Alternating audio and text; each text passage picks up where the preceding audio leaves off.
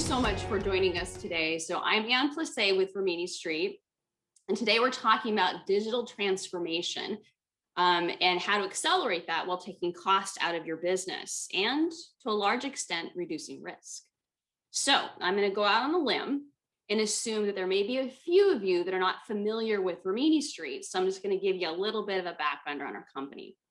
Rimini Street is a leading third-party support provider for Oracle and SAP ERP systems. That means that we maintain and support and run these systems on behalf of our clients. These include back office systems like Oracle e-Business Suite, Siebel, JD Edwards, and PeopleSoft environments. We also support SAP and ECC instances, as well as SAP S/4HANA. We also support Salesforce instances, typically post-implementation. We also support database workloads. And I'll talk a little bit more about that in the back end of the presentation. We've been in business for 15 years. We have over 1,500 employees on planet Earth. We do business in 149 countries. Annual recurring revenues, about 350 million, right? So there's a quick background, and I'm going to go into more of our services as a part of our dialogue today. So as a part of my role here at Rimini Street, I actually work with many of our clients and on a day-to-day basis to help them get more value from our services. And to prepare for our conversation today, I reached out to many of our financial service provider and banking institutions. And I asked them specific areas around where they're at in their digital journey. I also asked them where they're feeling pressure in their operating model and maybe some common barriers. So as a part of our discussion today, we're going to focus on three things. Number one, I'm going to replay back to you what our clients shared with respect to their digital journey. Number two, we're going to talk about some common operational barriers in terms of back office technology or some of those headwinds that our clients are facing on their journey. And then finally, I'm going to share some case studies and some client stories to help you understand some strategies on how to reallocate capital in service or support of your digital agenda. Now, at any point in time, as a part of our conversation, to Jason's point, I like to keep it interactive. So if I say something that inspires you emotionally or piques your interest, please feel free to punch your question in the chat, and we'll get to those towards the end of the presentation, okay? So when I reached out and talked to our clients, it was really healthy conversations, and they really reminded me from a business perspective that they're always focused on price to book value ratio. What does that mean? I don't think it's a secret that financial institutions and service providers typically enjoy a higher market valuation if they're really digitally focused. What does that mean? That means that a digital operating model typically improves your revenue to assets, and that gives you a revenue advantage. My clients also shared with me that post-COVID, they're really focused on building resilience in the business and mitigating risk. I don't think this is anything new, but that's things like continually assessing assets for risk, or maybe they're investing in things like proactively tightening credit risk management. Right? Many of my clients I talk to are also working on contingency capacity, right? That really means investing in artificial intelligence or multi-technology automation or machine learning to scale operations, or it's offshoring some IT services or DevOps or application development. And in some cases, I've seen our clients swing back onshore. Blockchain is a huge part of the discussion as well. We have many clients that are actually connecting their business applications with financial market infrastructure and multiple networks, blockchain networks, without trying to make any impact with their back end or back office applications through APIs. And they share with me that that's a big effort, okay? Now, obviously we have rising customer expectations, regulatory requirements, but I think it's really interesting and how we've seen things unfold post-COVID, specifically how many of our clients' operations have transformed. Quite frankly, we watch so many of our clients really struggle with COVID hardships and processing that, and maybe in a period of days. Right? Many of our clients actually used artificial intelligence right, to restructure their consumer or small business loans. Some of our credit card issuers actually provision thousands and thousands of credit cards near real time to actually help the aging and older population gain access to their accounts. And I still believe that we're seeing a lot of this unfold. And obviously, cybersecurity.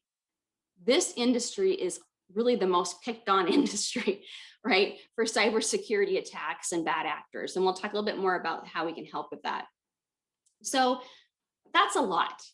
That's a lot. And maybe some of those priorities that my clients share with me may not be your priorities, right? And they may not correlate with your world, but I bet your world is pretty complex. And when I talk to our clients, they echo back to me that some of the challenges and some of the barriers and headwinds they face really fall into three buckets. Okay. So the first bucket is really spending way too much time reducing risk and maintaining back office systems, right? So what does that mean? That means that, our clients don't see their legacy Oracle or SAP systems as a platform for innovation. They don't, right? They've spent a lot of time and money over the years actually virtualizing the infrastructure to lower the compute costs for these ERP systems. Let's face it, they're heavy workloads, a lot of I/O, right? But there's hidden costs. Many of our clients have enjoyed a very rich history of M&A activity. And what they've inherited in the back office is oftentimes disparate vendors across ERP instances, or just multiple disparate instances that they have to actually manage. And that means peanut buttering the skills and resources and bandwidth it takes to really keep these systems in compliance.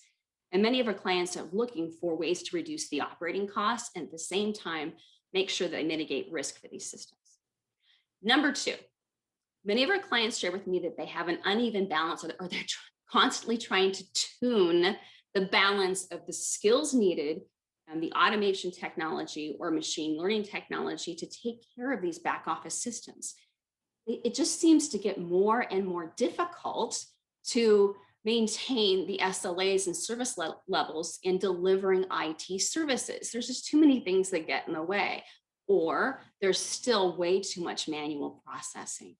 And then finally, number three, our clients are desperate to get ahead of the bad actors, right? And get better line of sight to the malicious behavior and some of the security issues, and really fortify the infrastructure around these legacy ERP systems. Okay? So let's take a step back and let's dig into number one. I'm going to share a story from one of our client experiences. So this is a very large credit card issuer based out of the US. Our story began with this client back in 2016, where they approached Rimini Street with a very critical strategy in their IT roadmap. That strategy involved three things.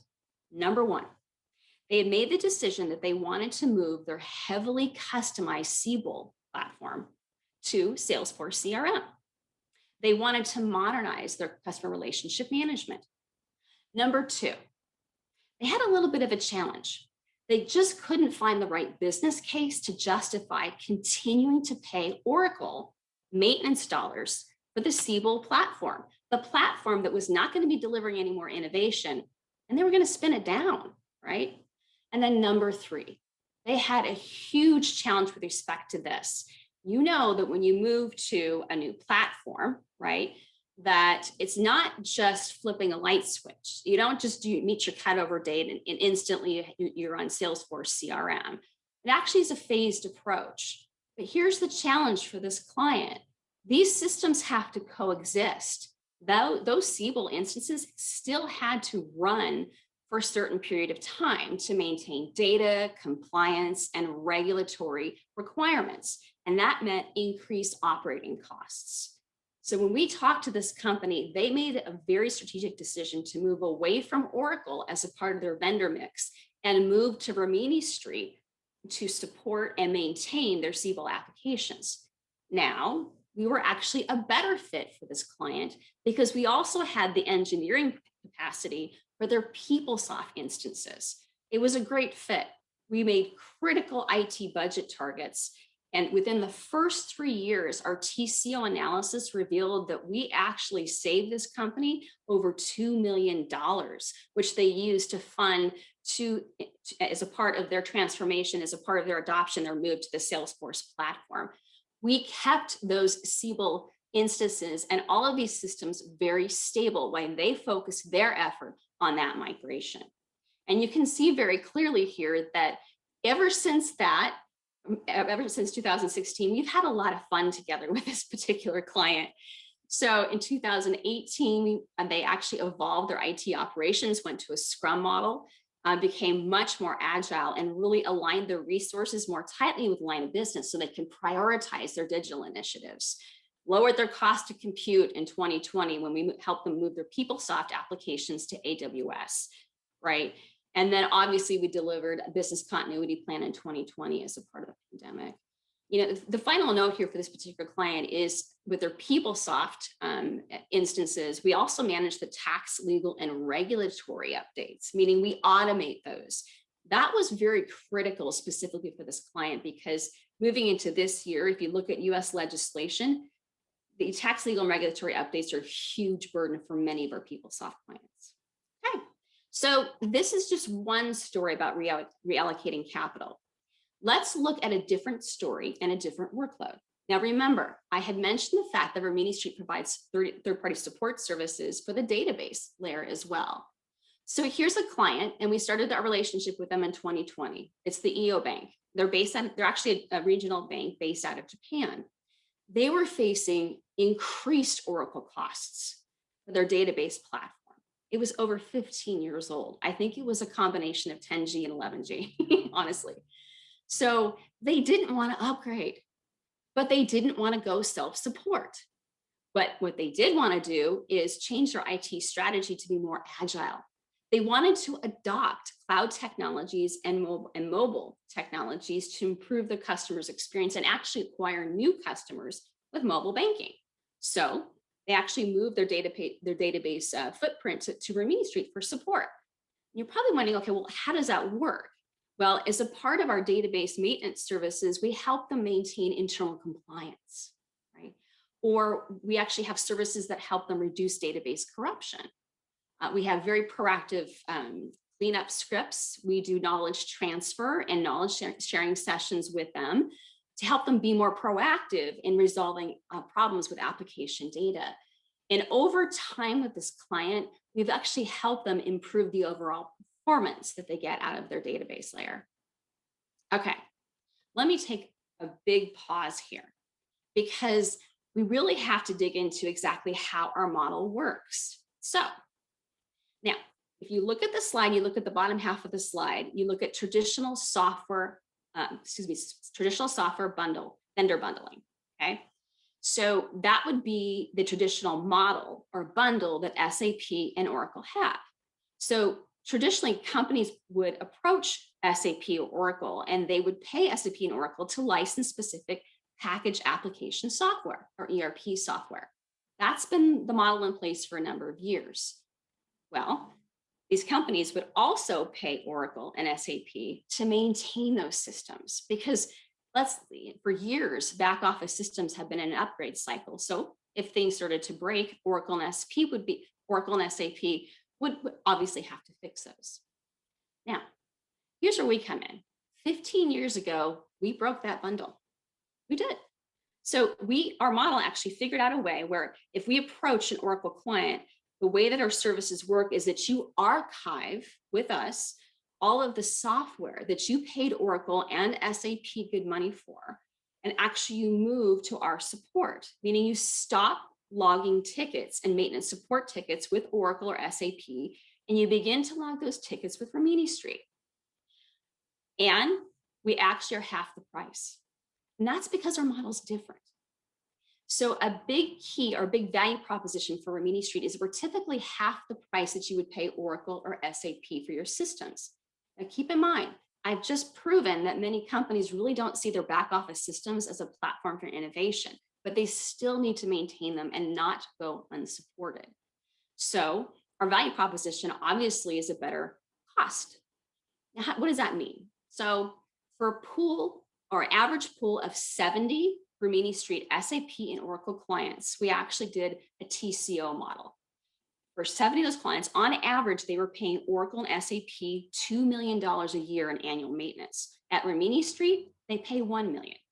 We're always half the price. Again, it's part of our value proposition because we have a different business model, right? We're not going to harvest your previous releases or harvest your estate to move you to SaaS or cloud. We're very agnostic. And that really bodes well for a lot of clients who really want to take control of their own roadmaps. Now, I explained that when clients move to us, they actually archive the software that they have access to. That's a big part of our value proposition. So they always have access to it while it's under our support. The big difference too for Rimini Street is this: Oracle and SAP, they don't maintain your customizations. That's on you. And over years and years and years of these back office systems are heavily customized based on the business processes. So a big part of our value proposition is the fact that we have the engineering capacity. And each one of our engineers has over 15 years of experience with Oracle and SAP software. They know how the software is designed to work, right? And we actually do proactive break fix. So we do understand the business processes for our client systems. Finally, I talked about the fact that we support and automate your tax, legal, and regulatory updates for HR and payroll modules. And obviously, our model is very high touch. So you actually don't have to go to knowledge bases. We actually assign you a primary support engineer. Very, very high coverage model, including a very sophisticated onboarding process. So we understand exactly what your environments look like. And then finally, and this is very key, Rimini Street, for over 15 years, we've never worked out of a contact center or a call center. We do have a follow the sun model, but beginning in day one, every single one of our engineers works from home with enough broadband and access and productivity tools to support our clients no matter what region or location they're in. Okay, so that's just a quick backgrounder on how our model works. Now let's pivot here. Let's go to that second challenge or that second headwind. And that was really about the balance of resources, right, to drive innovation. Okay, when companies come to Rimini Street for support, they typically have contracted with a systems integrator or maybe a managed service provider to run and maintain their systems. Or maybe they've contracted with these companies to help select the next SaaS platform or DevOps capacity. Or maybe they're helping you design an IoT strategy. So we actually work with a lot of SIs and AMS providers globally. We have for over 15 years. That includes companies like TCS, Capgemini, Tech Mahindra, as well as Cognizant and IBM. So for over 15 years, we've worked alongside these companies to help our clients deliver IT services. But here's the rub. Something interesting happens when you remove Oracle or SAP from the equation, right? After 15 years, Rimini Street actually has emerged as a better alternative for level 4 break fix support. That leads me to my second story. So we work with a company out of Brazil called Iguanami. Now they're in the retail industry, right? But they were hit just as hard with COVID as you were. Okay. So anyway, it's the same story that unfolded. So back in 2016, we began our relationship with this company. They actually did not have a very strong business case at that time to move their SAP ECC environment and actually upgrade or move that environment to SAP S/4HANA. They just couldn't build the business case. As a matter of fact, the IT leadership team had other plans, right? They wanted to avoid the upgrade. It was a little bit too disruptive for them. So they moved their SAP support to Rimini Street, and we began to maintain their systems. In 2019, our business relationship expanded. So the company actually approached us and said, you know what, you guys are doing such a great job. Your engineers are so knowledgeable. We've actually had experiences with Rimini Street where we were so proactive and we had provided so much preventative maintenance that they really were questioning the relationship they had in place with their existing managed service provider.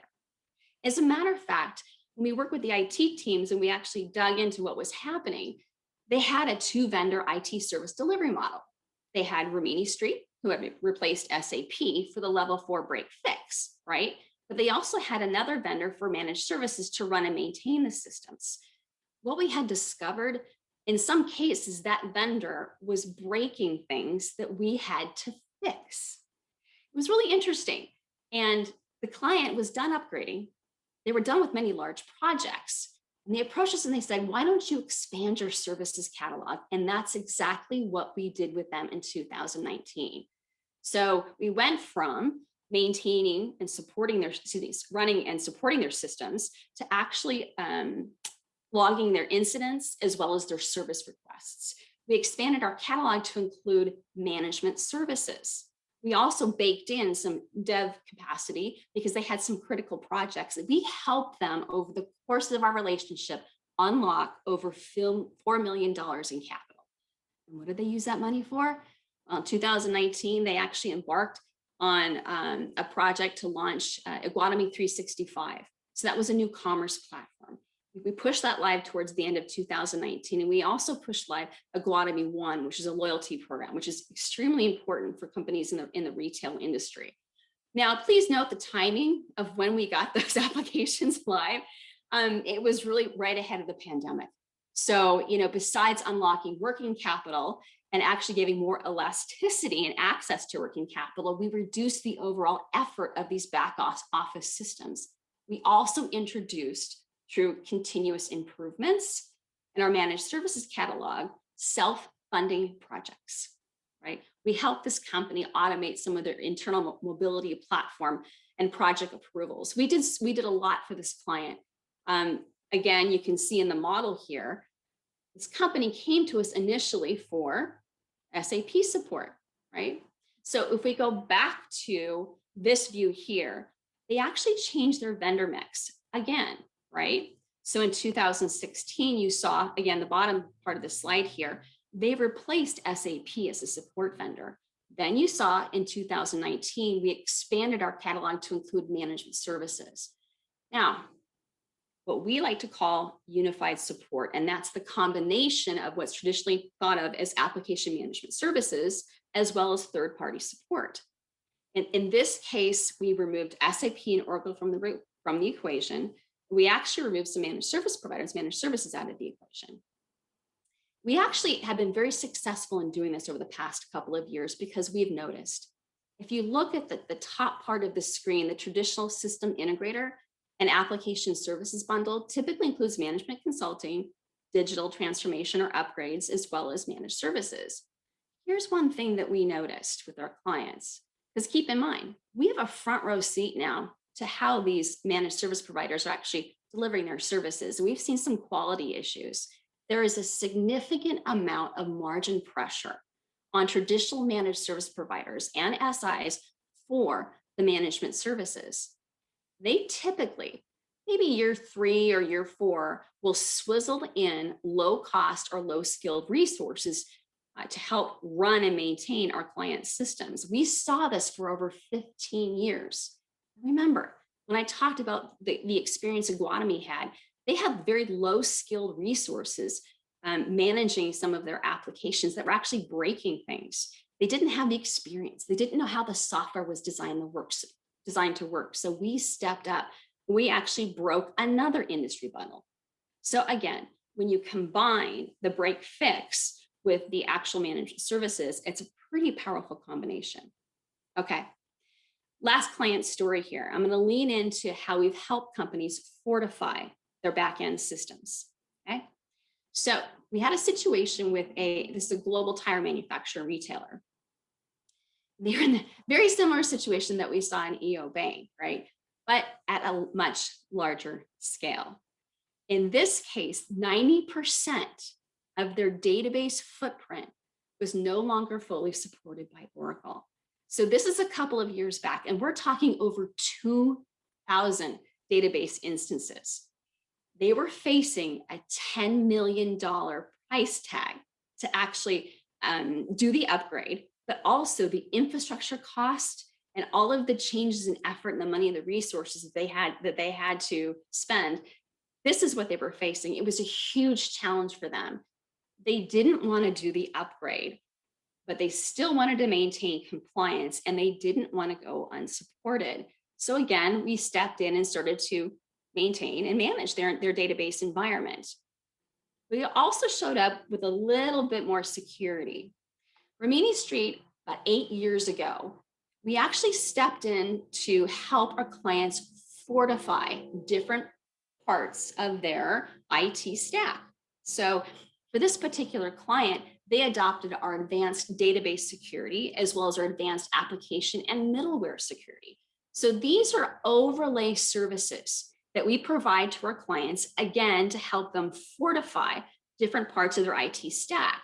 When they come to Rimini Street for support, keep in mind we're taking some risk. So this overlay service was very much welcome from our client base about 8 years ago.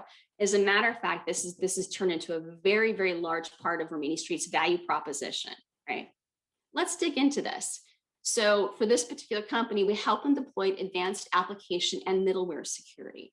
So that's technology that Rimini Street has OEM'd from Wrapup and offers real-time, zero-day vulnerability protection, right? To safeguard their Oracle and SAP applications. It's technology that uses Java runtime detection and remediation, right? We also work with this client to deploy advanced database security to fortify the database part of the application stack. And so this is technology that we OEM'd from McAfee. And that's technology that protects database from known and unknown vulnerabilities with virtual patching. So the technology actually continually scans the database memory, right? And it looks for anomalies. And if it sees anything, it will prevent the database or the attack from even happening to the client.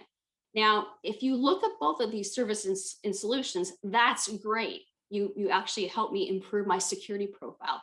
But no, there's actual opportunity or operational gains associated with these technologies, specifically with the advanced database security, okay? There's a console, right, with the security where we can actually do a data feed into backend systems or maybe your security operations team to give them real-time visibility to what's happening across their database environment.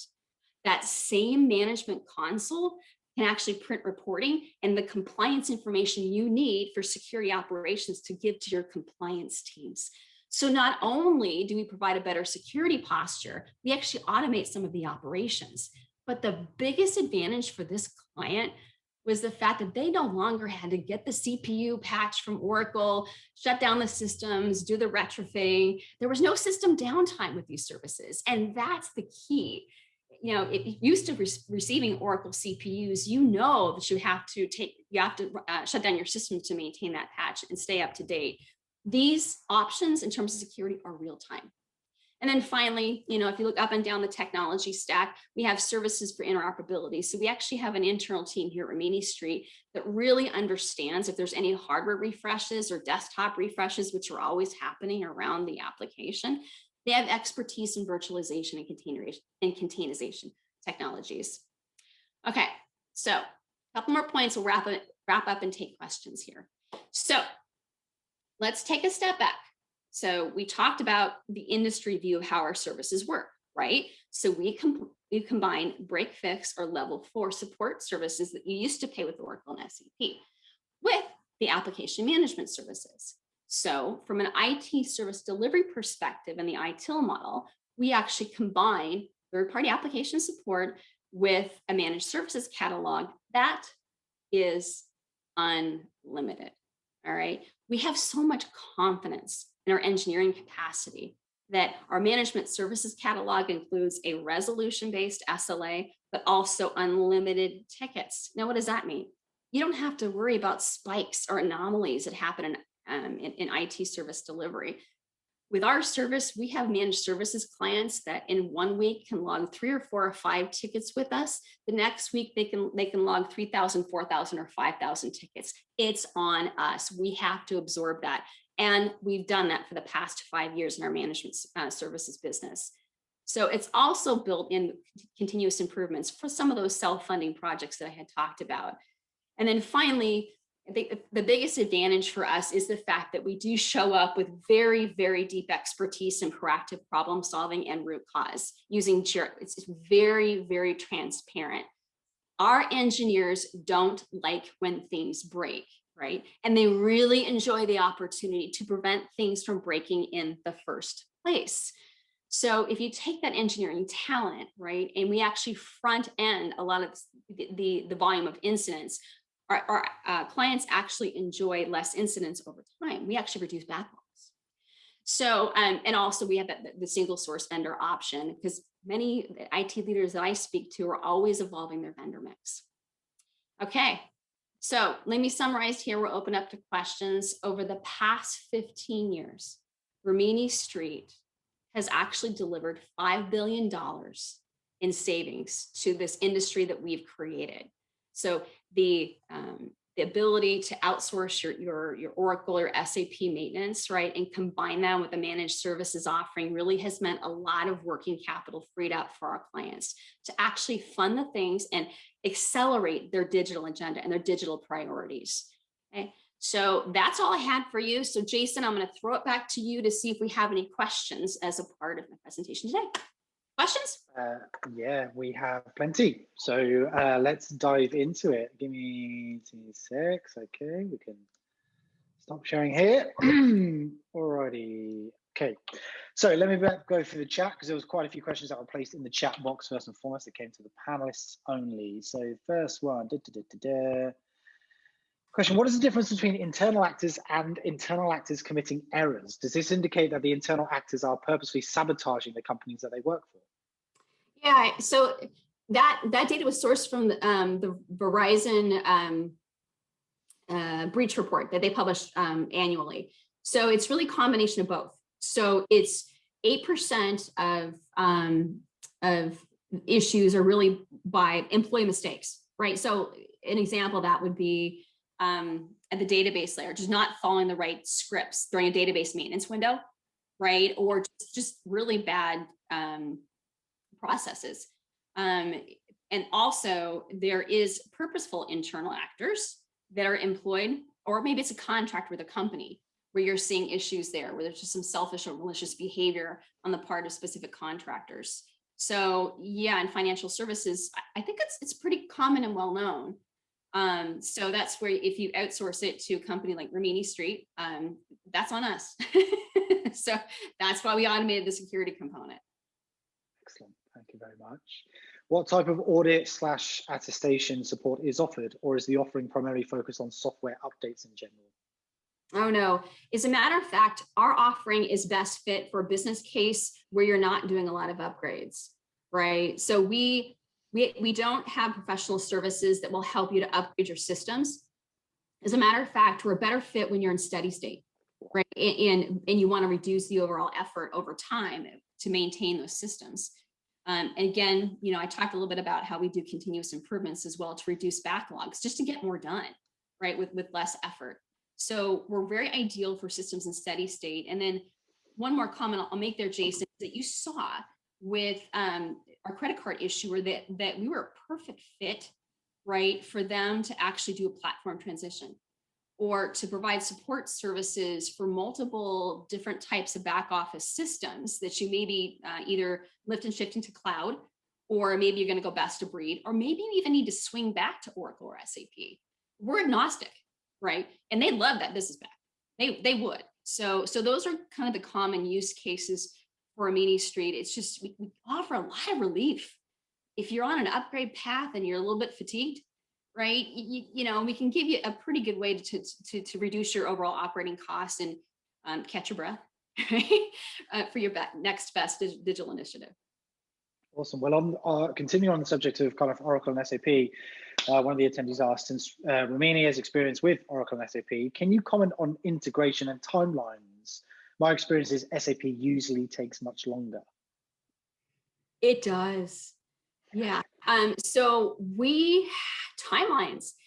We've seen timelines that have for SAP and Oracle upgrades that have led to over $2 million of failed, or $2 million of write-off because of failed upgrades.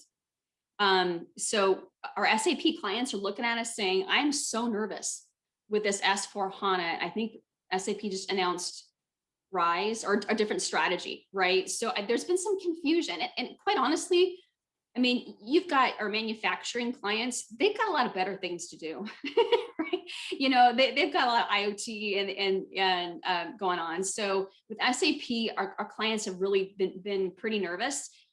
In some cases, our SAP clients have worked with Rimini Street for 5, 6, 7 years, either, you know, managing their maintenance components, but also adopting our managed services, right? To get them ready or free up capital, or maybe restructure the skill set on their own teams to make that leap into S/4HANA. Oracle, it's the same thing. Many of our clients look at Oracle and say, are they trying to be a cloud service provider? Yeah, they are. So, you know, and so we offer different alternatives. But again, if you're an Oracle shop or if you're an SAP shop and that's the architecture for you, that's fine, right? We can actually give you a little bit of relief, right, to recalibrate your teams and your operations if you want to continue down that path. And again, SAP technology, Oracle technology is awesome. Ask any single one of our engineers. They love it. Fantastic. Thank you very much. Now, the final slide you had there with the amount of money saved is very, very compelling. One of the questions that came in is, do you help with building business case? Oh, absolutely. Yeah, we do. Yeah, so specifically for our managed services clients. So when we take over a larger portion of their IT service delivery, right? So we replace Oracle and SAP, then we may replace an incumbent service provider. Absolutely. We actually move into preferred vendor status. And that really means that we work with CIOs to say, okay, it's 3 years from now. What's your strategy? Right. And we've customized many of our support and managed services catalogs in support of that strategy, whether it's digital or it's improving data archiving, right? Or if it's a huge infrastructure refresh or whatever. So yes, we have a professional services team with experts in cloud, experts in security, experts in interoperability, experts in licensing, right? Because there's a whole legal industry dedicated to SAP and Oracle audits, right? So yes, we have a professional service organization to help build those roadmaps. Absolutely. Thank you very much. How do you manage outage/escalations to vendor in software related issues? Does Rimini escalate to vendor? What is the impact on resolution? Sure.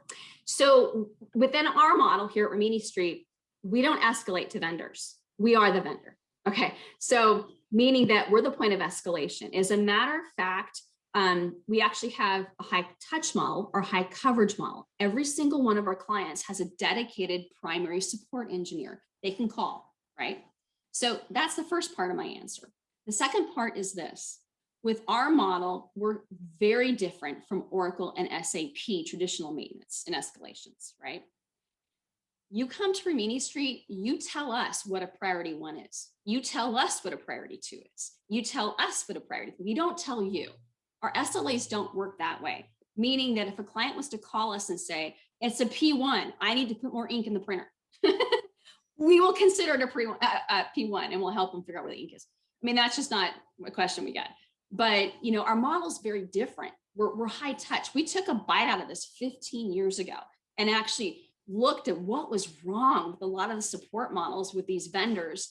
And it really wasn't designed for the clients.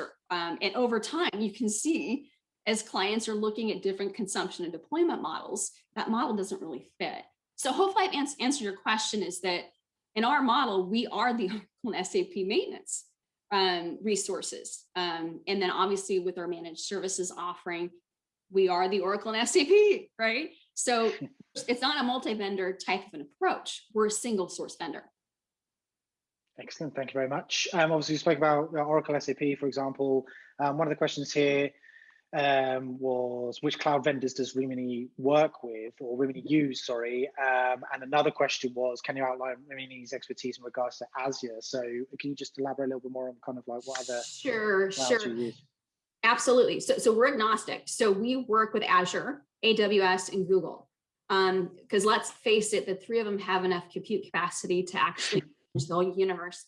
So agnostic completely. So we find that a lot of database workloads have moved into AWS. Our clients' desktop workloads are typically with Azure, big surprise, right? And a lot of the data warehouse and the analytics and machine learning workloads for our clients are with Google. We don't have formal alliance relationships with those three, but we do have roadmaps built, right? So meaning that if you've got a 5-year strategy for lift and shift, we actually have roadmaps or templates that we've given our clients to help them move their systems into those. We haven't had a formal relationship because it's a little bit foreign. You know, if you look at Amazon's ecosystem, it's a little bit foreign to them to have a support provider. But there's a huge opportunity for us to continue to build those bridges because of our install base. If you really look at our model, we've got a lot of ERP systems, heavy workloads, right? That those cloud providers really want. So we're working on some of those strategies, but hopefully I've answered your question. And then Jason, can you restate the second question? I think there was a question about a specific vendor.